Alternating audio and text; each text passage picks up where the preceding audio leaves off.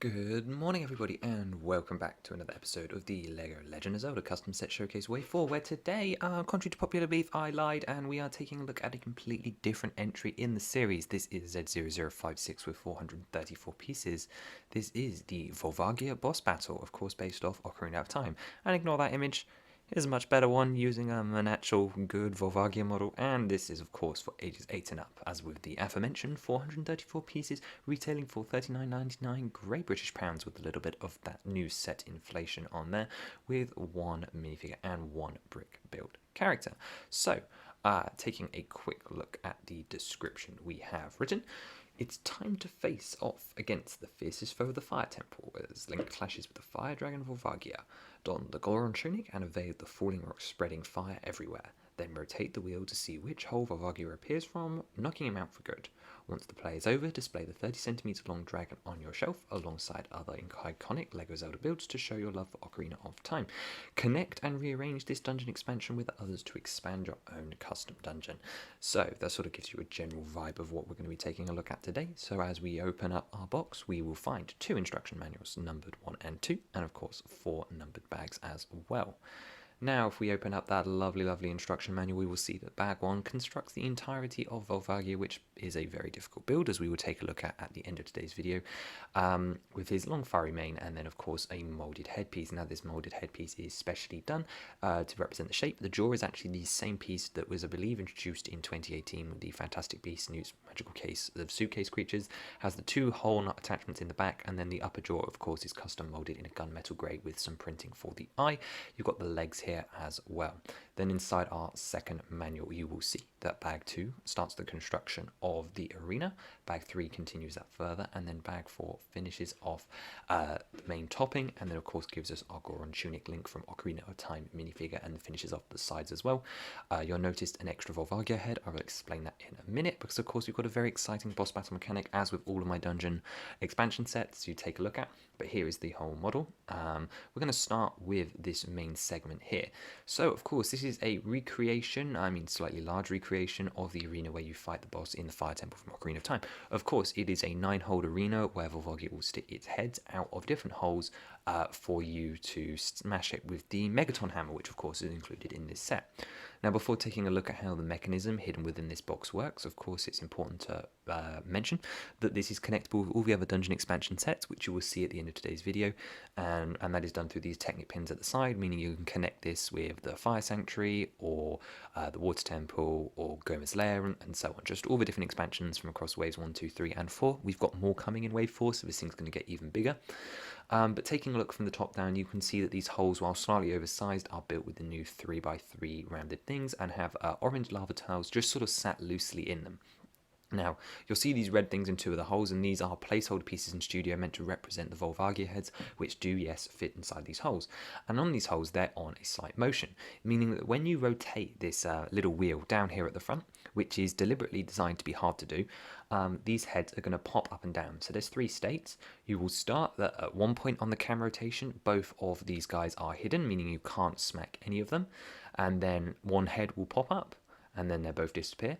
Then the other head will pop up, and then they disappear. So it's a cycle of 3 states, where only ever one time one head is up, and at most times both heads are down.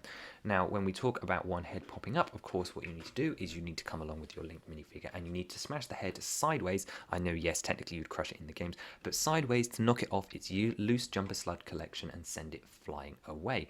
And then, of course, you cycle round and you do the other head, and then when both heads are done, you would then proceed, and then that's that little dungeon challenge cleared. So an interactive play feature here for you to do. So in the set, you actually do get 3 of the new Volvagia head molds, 2 to of course go in the play feature, and 1 for the separate dragon so that you can fly him around, which ties into the other play feature, which we'll get to in a second. Now, for all of you Technic fans, you can see something about the material. Now, the reason this gear is actually in sets so far is actually so that it's harder to pull. Now, we wanted it to be more difficult to actually to move the Volvagia head specifically so that it adds some challenge to this thing. Otherwise, it's a really, really easy mechanic, right? You rotate it just a little bit, or like less than a full rotation, and suddenly the head's up. You smack it sideways and you're done. We wanted that play feature to be a little bit more integrated with the Dungeon Builder system. So to do that, we thought it would be harder if you had to rotate it many times, because you're rotating a small gear to rotate a big gear a lot, meaning that it requires a lot more effort to rotate that around, and that can be seen through these gear ratios. And here you can see that this is just on a cam system that's supported, so that it's always upright, but it's going and sinking in and out and in and out and up and down. And that is measured here with the Minecraft Wolf Head, which was my prototype piece that I used to develop this system. Now, of course, I'm aware that this is basically a secondary portion of the model, because the main thing is going to be the dragon, which everyone wants, well, if they're an Ocarina of Time fan, to display accurately on their shelf like an in-game model, or to just play with because kids love dragons. However, we've also got this included here, which are just two boulder pieces that when they fall over, or when kids drop them from the sky, a load of fire elements are going to come out representing the falling boulder attack that befalls Link. As with a lot of our boss encounters, we try to include a lot of fun play features, but it is, of course, more illustrated around the actual encounter with the enemy rather than the thing itself. So the head smacking thing is just almost an added bonus. And of course, the 9-headed arena where it flicks its head around and breathes fire at you is, of course, incredibly iconic to the Volvagia fight, and again is one of the most iconic fights in the entire series. So here is, of course, the main event, and this is Volvagia. Now, the most standout feature besides the molded head is, of course, the fire chains being used to represent that fiery mane which gets swished around. And with Volvagia being so posable, it is of course likely that you could swish those chains at people, or get Link to grab onto it, or have him whipped off the edge if he's just loosely standing. They add that extra little bit of playability. You've got the 3-prong claws as well, and then as you move down, the body's very repetitive because of course this is based off a 1999 game.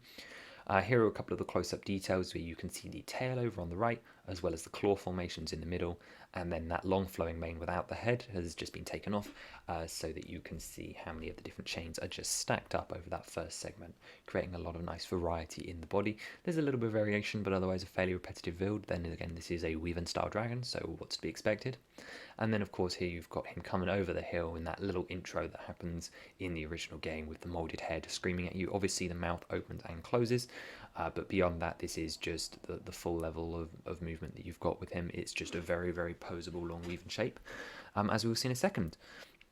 So that's all of the elements to the wave 4 set here, and you can see all 4 together, 2 dragons in one wave. Very, very impressive. However, we are not quite done yet. There is actually more to take a look at, and that of course includes combining this with all of the other dungeon expansions we've done over the last 61 sets. Now, I'm really liking the way the green box art is shaping up. I'm really pleased with how this wave is coming out overall as a whole, and I think it is time to take a look at the figures. So first up, we have the Goron Tunic Link here, and this is basically just a recolor of the Kokiri Forest Link from the Lon Lon Ranch set of Wave 3. He's still got the Hylian Shield, and of course would have the Megaton Hammer. He's using the same hairpiece as most of the Links do, recolored into a red color. We went for primary red, despite the source material potentially showing dark red. It's an old game, colors were a bit messed up. As far as the actual detailing on the torso, it is actually identical to the green one. I kept it the same for consistency's sake. Yes, he shouldn't have the belt strap, but you know, weapons be weapons, and we wanted to modify the print ever so slightly. You've got your dual molded arms with red at the top and white at the bottom, no gauntlets on this one, and then of course the dual molded legs with the boots at the bottom as well. Moving on to our other figure, of course not many in this set. This was originally supposed to be a smaller set, the budget sort of got away with me, and then of course inflation prices as well.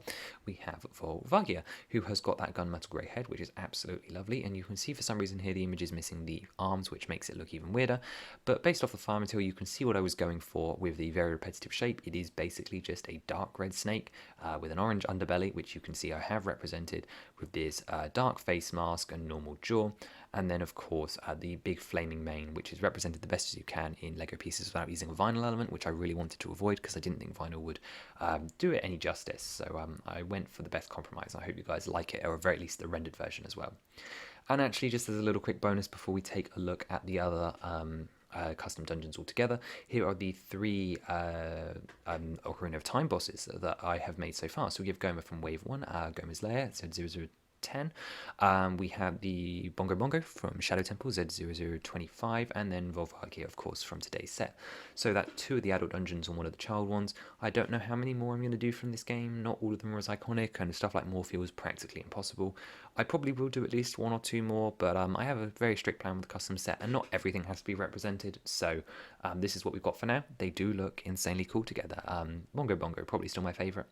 In fact, Volvagia is probably my least favourite of the three here. I do really like the way that Goma turned out as well. Okay, so connecting all the dungeon sets together, you can see this layout continues to get bigger and bigger with each dungeon custom that we add together. So once again, elements are here, of course, from Wave 1 through 4, with the Fire Sanctuary, Goma's Lair, the Shadow Temple, Tower of the Gods, the Shrine Dungeon Builder, Volvagia, and the Arbiter's Gram set as well. Every dungeon set here is represented. In fact, you can even see Goma and Bongo Bongo being some of the only bosses that have been represented in this thing. Obviously, Godan and Girahim and Magmamos are also here. But you can see I've slotted it in at the back. Obviously, it's a customizable system. It will go everywhere. And we have got more dungeons to add at the end. Here's a little close-up shot as well, just seeing as you come out the Tower of the Gods section, you go through the Shadow Temple Gauntlet Room, only to be faced by a mini-boss in Volvagia before heading over to the two-choice statue of the Fire Sanctuary and then further on. And then here are all those sets in their boxed up versions. That's a total of 7 sets now in the Dungeon Builder system. And that's, of course, nowhere near the full amount of sets we have. Wave 4 is having the most Dungeon Builder sets we've had so far. So that will be interesting to take a look back on at the end of this wave. And that is everything for today's set Volvagia boss battle. I think this was a pretty good one, if I'm honest. It's potentially a bit disappointing from what I originally intentioned. I mean, the more I look at it, the more I'm happy with it.